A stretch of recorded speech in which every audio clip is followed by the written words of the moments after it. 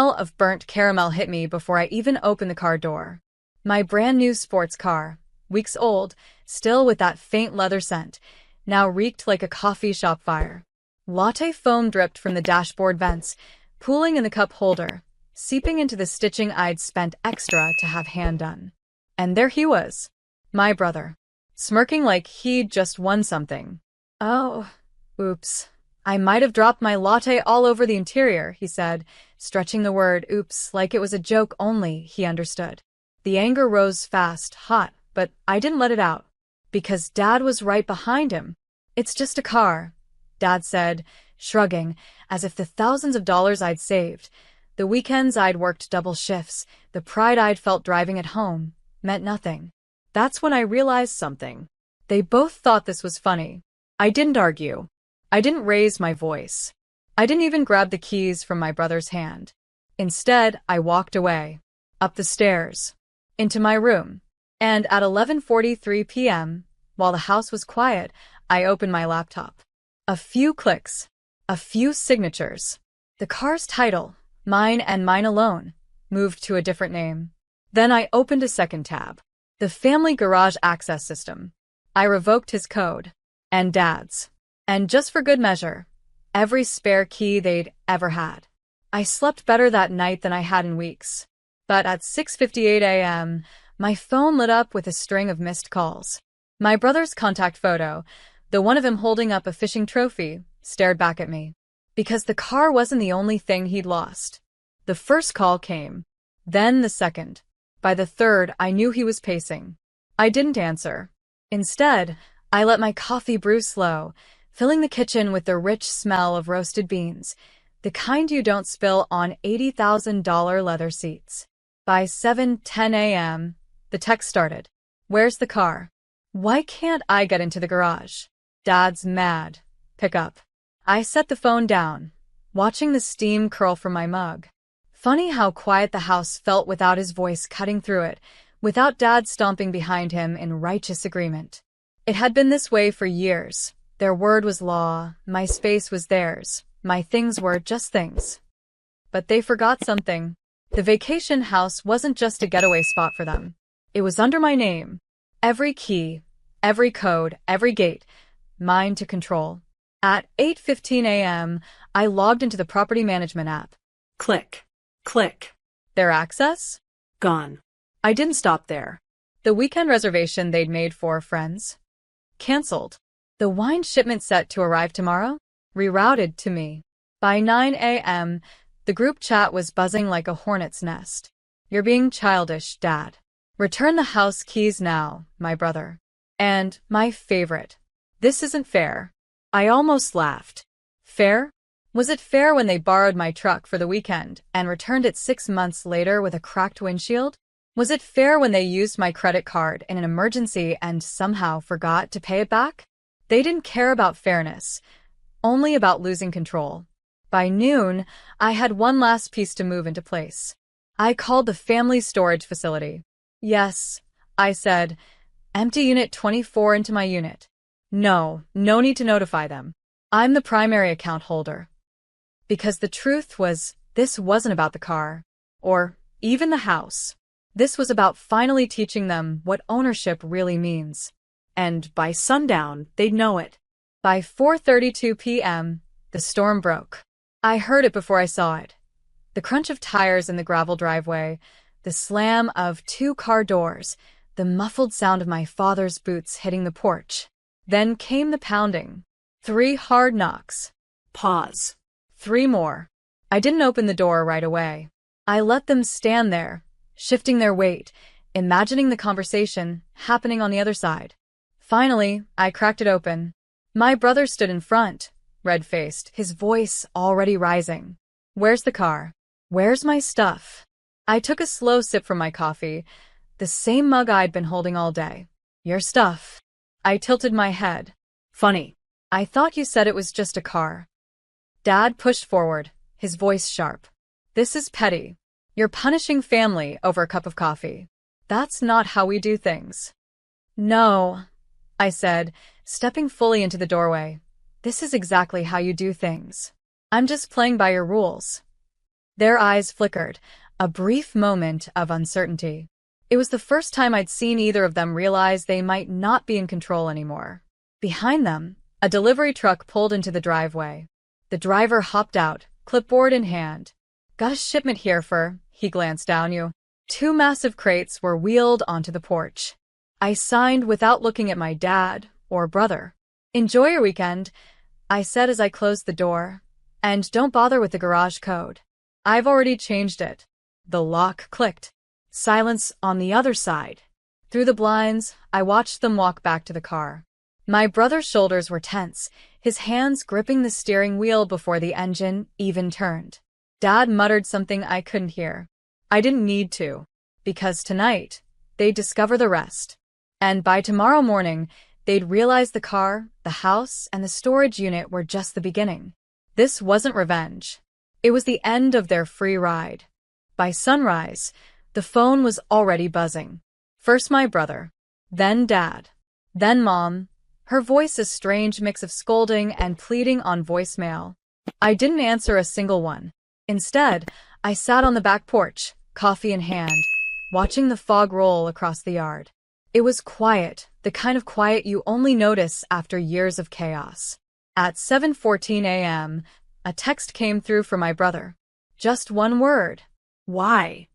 I almost laughed. He'd trashed my property, humiliated me in front of the family, and thought a single word could erase it all. By 8:03, the garage alarm went off.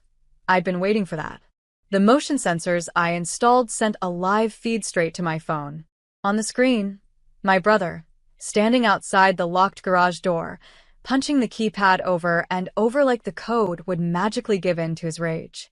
Dad was there too, pacing, checking his watch, muttering at him to just break it open.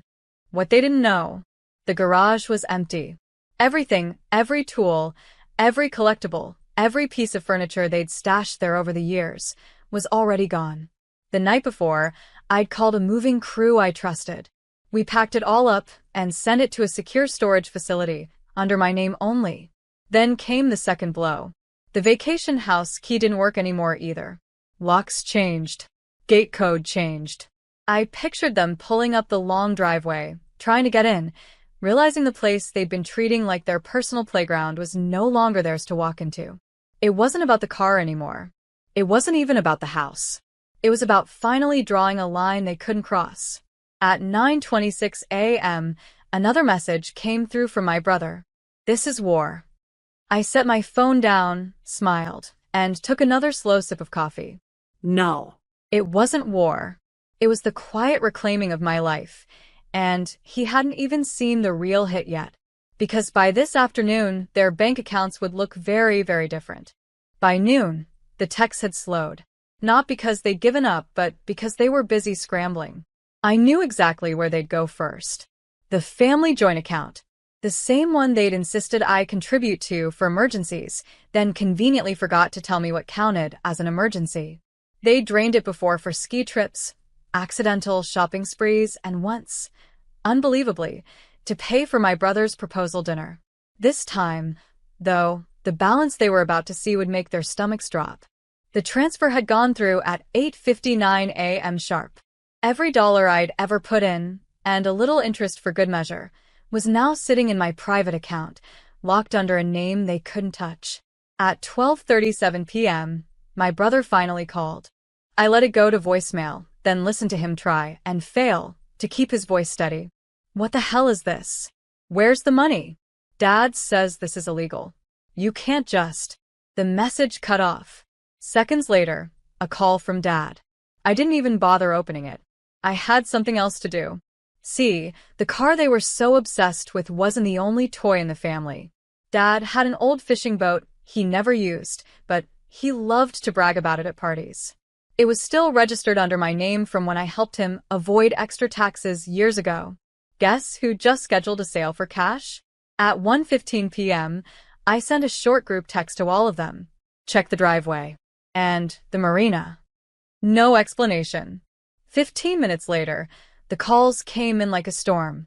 Shouting, threats, guilt trips. All of it rolling in at once. But the best part? None of it mattered anymore. They weren't angry because I'd done something wrong. They were angry because, for the first time in their lives, they couldn't use me. And tonight, they'd find out I'd just removed my name from the deed of something much bigger. The evening sky was already deepening when I sat down with a cup of coffee and my laptop. Not out of habit, out of anticipation. There was one asset they never thought I'd touch. The vacation house. The same place my brother had demanded the keys to last week, calling it family property. The same house they'd used for every holiday while telling me there was no room for me to stay over. They thought they owned it in spirit, but on paper, it was mine. At 7:12 p.m., the sale listing went live. Photos, square footage, ocean view, all framed perfectly. Within 20 minutes, I had 3 cash offers waiting in my inbox. I didn't rush to accept. No, I let it sit. Because I knew the second my brother saw the for sale sign in the driveway, which had been delivered earlier that afternoon, the phone would blow up again. Right on schedule, at 7:46 p.m., the FaceTime request came through. His face was red, his voice shaking. "You can't sell it. That's our house. You're destroying this family." I sipped my coffee. "Funny," I said, calm as glass. "You never called it our house when you were locking me out." In the background, I could hear Dad shouting, Mom muttering about lawyers, and someone, probably my sister-in-law, crying dramatically. It was like a live broadcast of a crumbling empire. By 8:03 p.m., the group chat was a mess of accusations, insults, and desperate offers to work something out. I typed 2 words and hit send. Too late. Then I did something that made their panic turn into silence. I forwarded them the calendar invite for the closing date. There was no more bargaining after that. Only the slow realization that the leverage they'd held over me for years was gone. And tomorrow morning, they'd wake up to one final twist they never saw coming. Morning light spilled across my kitchen counter as I buttered toast, unhurried, calm. The phone buzzed nonstop, but I didn't pick up. I wanted them to sit in the suspense. At 9:14 a.m., the movers arrived. Not for my house, for the garage. Every tool, every collectible car part, every family heirloom my brother stored there was loaded into the truck. He hadn't realized it yet, but the garage lease was in my name too. By 9:42, the truck pulled away, headed for a storage unit rented under my account. They wouldn't even get the location until I decided it was convenient. The first knock on my door came at 10:03. Loud. Angry. I opened it to find my brother, hair a mess, voice shaking, flanked by Dad and Mom. "You've gone too far," Dad growled. "This is family property." I held up my phone, pulled up the official county records, and turned the screen toward them. "Whose name do you see on that title?" I asked, voice steady. Silence. Only the sound of gulls in the distance. Then I leaned against the doorframe, lowering my voice just enough to make them lean in. "You wanted to play games with what's mine. I just played better." For the first time in my life, they didn't have a comeback. No guilt trips. No sudden claims of unity. They just stared, like the foundation they'd been standing on had vanished. I closed the door gently, not slamming it, and went back to my breakfast. Because this was never about revenge for me. It was about finally taking back what was mine and showing them that my silence had always been the most dangerous part. Tomorrow, the last piece of this would fall into place, and it wouldn't just end the game. It would end their control for good. The last piece arrived at exactly 7:02 a.m. A delivery truck, not flashy, but big enough to make the entire street look over. My brother was already outside, pacing in his driveway, arms folded tight. When the driver hopped down with a clipboard, my brother rushed forward, ready to block him. "Delivery for you," the driver said, looking straight at him. Then he pointed to the giant tarp-covered load being lowered by the lift. One by one, the neighbors wandered out. Phones up. Recording. The driver pulled the tarp away, revealing his own sports car. But not as he remembered it. The sleek leather interior? Replaced with shredded, mismatched cloth seats. The pristine dashboard? Scratched, warped, and coated in sticky coffee residue. A giant, laminated sign dangled from the rear-view mirror. "Some things you can't repair. Others you shouldn't have broken. Gasps rippled through the crowd. My brother's face drained of color, his mouth opening then closing. Dad stepped forward muttering, "What is this?" But I cut him off. "This is what happens when you treat someone's life like it's disposable. Consider it demurrer." I didn't raise my voice. I didn't need to. The driver handed me the keys, not to the car, but to the storage unit holding every single thing they once lorded over me. Paid for the next 12 months. In my name. No access for them.